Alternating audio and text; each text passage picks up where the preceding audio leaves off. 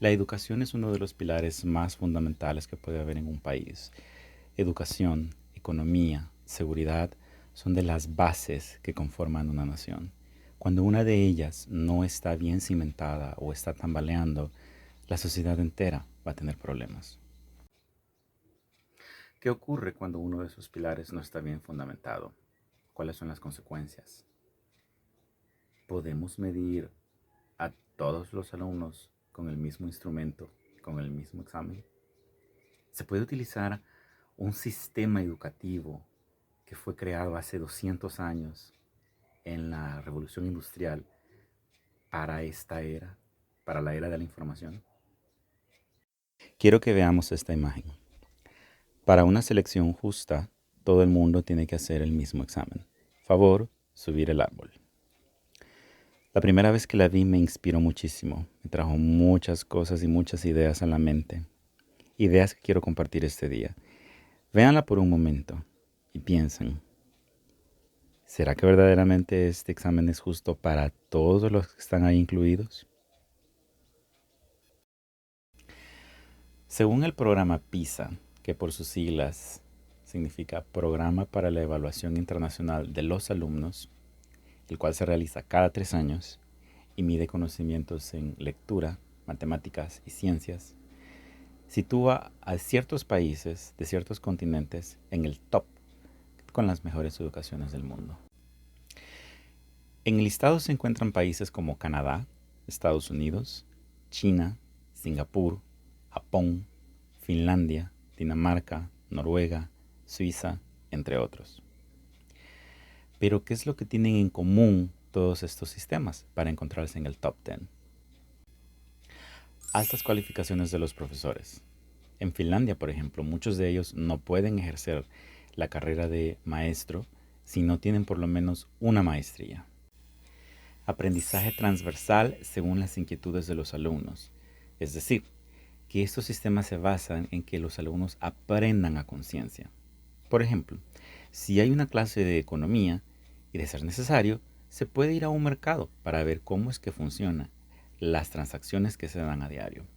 De esta forma lo que se consigue es que el alumno aprenda a largo plazo con vivencias y esto hace que la memoria de largo plazo se vea estimulada. Y cuando tenemos estímulos de este tipo, el conocimiento verdaderamente se ve arraigado.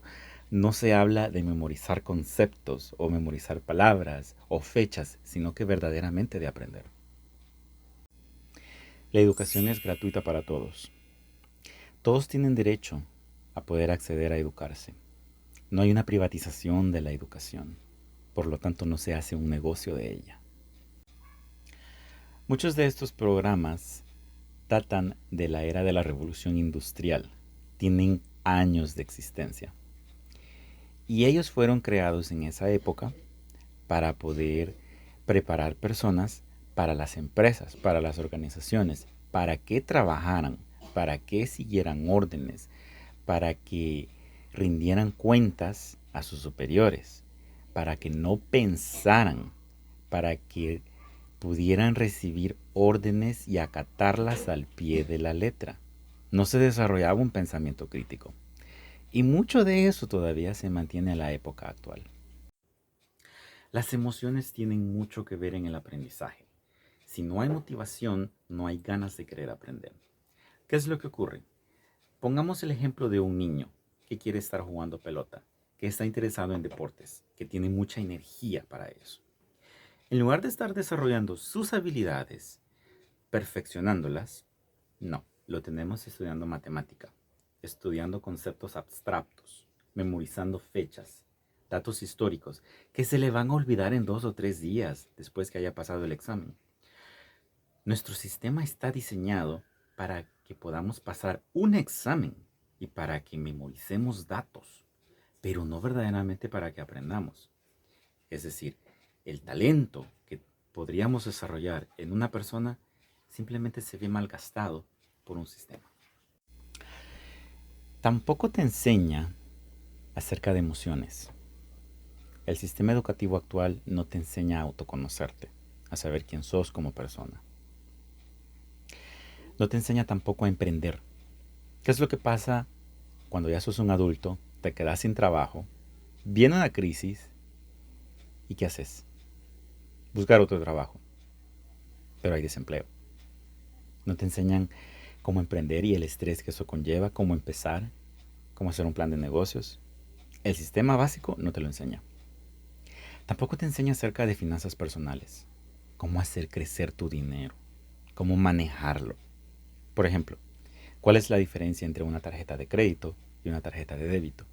¿Qué es interés compuesto?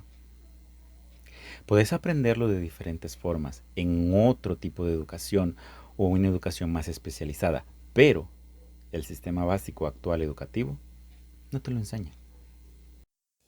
Albert Einstein decía, todos somos genios, pero si juzgas a un pez por su habilidad de trepar árboles, vivirá toda su vida pensando que es un inútil. Y esto va para todos. Muchas veces no tenemos que estar perdiendo el tiempo tratando de trepar a un árbol, cuando más bien lo que tendríamos que estar haciendo es buscar el océano. Gracias.